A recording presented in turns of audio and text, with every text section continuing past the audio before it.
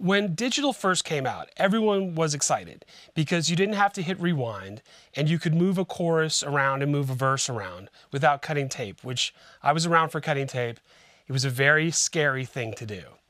But one of the things that gave digital a bad rap was that people thought it sounded sort of anemic, anorexic, and soulless and lifeless. And the reason that they thought that was because early digital lacked saturation. What is saturation? It's a polite word for distortion.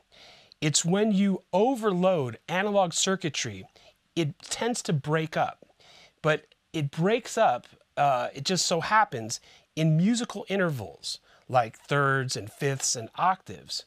So when it distorts, it makes the sound richer and thicker and denser, almost like saturation when you're doing video.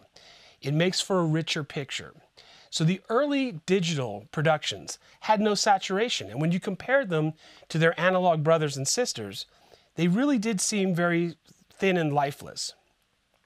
Thank God, the third-party plugin developers saw that this was missing, and one of the best new developments in plugins is saturation plugins, because they make things thick and rich and fat and interesting.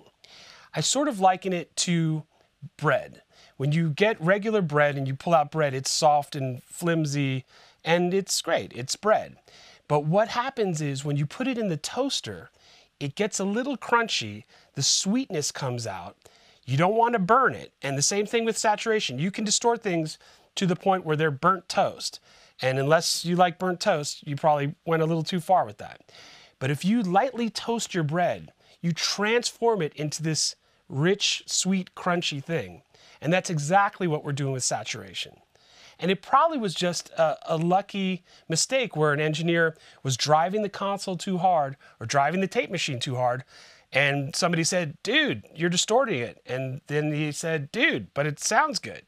And from there, we learned that we like to have our bread a little toasted. So saturation is one of the easiest things that we can do in digital mixing to give it a rich analog sound.